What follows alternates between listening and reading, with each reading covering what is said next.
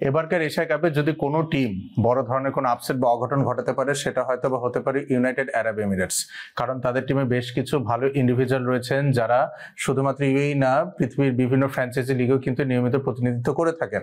আমি যদি শুরুতেই আসি তাদের স্কিপার মোহাম্মদ ওয়াসিমের কথা বলতে হবে। মোহাম্মদ ওয়াসিম কিন্তু দুর্দান্ত ব্যাটিং করে থাকেন টপ অফ দি অর্ডারে। উনি এই পর্যন্ত ওনার টি-20 ক্যারিয়ারে 2922 রান সংগ্রহ করেছেন। ওনার অ্যাভারেজ হচ্ছে 37.94 এবং স্ট্রাইক রেট 155.67। এর পাশাপাশি মোহাম্মদ ওয়াসিম আইএল টি-20তে মুম্বাই ইন্ডিয়ান্স, এমিরেটসের হয়ে খেলে থাকেন। উনি বিপিএল এ চট্টগ্রাম চ্যালেঞ্জার্সের হয়ে খেলেছেন। সো ইন্টারন্যাশনাল ক্রিকেটের একটা ভালো এক্সপোজার কিন্তু মোহাম্মদ ওয়াসিমের রয়েছেন। ওপেনিংয়ে ওনার সঙ্গী যতদূর সম্ভব আমার মনে হচ্ছে আলিশান সারাফু উনি থাকবেন।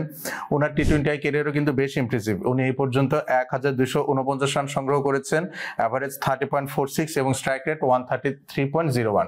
টি-20 ক্রিকেটে anything more than 120 strike rate হিসেবে সেটা কিন্তু আমরা খুব আদর্শ ধরে থাকি। সো ইউএই কিন্তু ব্যাংক করবে এই দুইজন ওপেনারের উপরে, মোহাম্মদ ওয়াসিম এবং আলিশান সারাফু।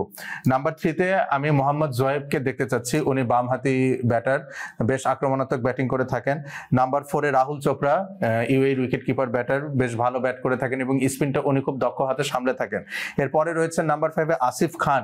আসিফ খান কিন্তু আমরা বলতে পারি যে শিবম দুবেকে আইপিএল এ যখন আমরা খেলা দেখেছি, শিবম দুবেকে আমরা বলেছি স্পিন বিস্ট, মানে স্পিনের এগেইনস্টে খুব ভালো খেলে থাকেন। আসিফ খান কিন্তু অনেকটা তার উল্টো, পেস বোলারদের বল কিন্তু উনি খুব ভালো নেগোশিয়েট করতে পারেন। আমি যদি একটু আসিফ খানের ওভারঅল টি-20 ক্যারিয়ারটা বিশ্লেষণ করি, আসিফ খান এই পর্যন্ত ওনার টি-20 ক্যারিয়ারে 1298 রান সংগ্রহ করেছেন।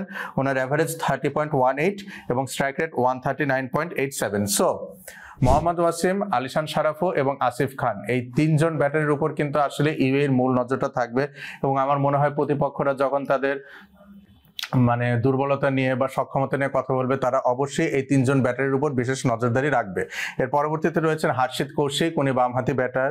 ধ্রুব পারাশার নাম্বার 7, আমি ওনাকে এক্সপেক্ট করছি। ধ্রুব পারাশার একজন right arm off break bowler এবং ব্যাট হাতেও বেশ দক্ষ। এর পরবর্তীতে যদি আমরা বোলারদের দিকে আসি, Haider Ali left arm orthodox bowler, উনি খুবই ভালো বোলিং করে থাকেন, খুব মাইজারলি স্পেল করে উনি অভ্যস্ত। সাকির খান, মোহাম্মদ সাকির খান রিসেন্টলি কনক্লুডেড যে ট্রাই সিরিজ ছিল সেখানে কিন্তু one of the highest wicket takers উনি ছিলেন। এই পর্যন্ত টি-20 ক্যারিয়ারে উনি 14টা উইকেট সংগ্রহ করেন, পাশাপাশি ব্যাট হাতে ওনার স্ট্রাইক রেট হচ্ছে 152.63।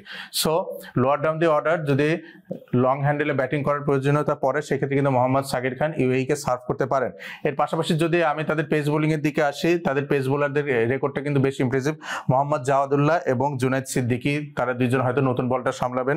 জুনাইদ সিদ্দিকী এই পর্যন্ত টি-20 ক্যারিয়ারে 100টা উইকেট নিয়েছেন এবং ওনার ওভারঅল টি-20 ক্যারিয়ারে ইকোনমি হচ্ছে less than 8, that is 7.71। Mohammad Jawadullah এই পর্যন্ত টি-20 ক্যারিয়ারে 54টি উইকেট সংগ্রহ করেছেন এবং ওনার ইকোনমি কিন্তু less than 8, that is 7.77। So all in all I am expecting UAE to cause some upsets. দেখা যাক সামনে কি হয়।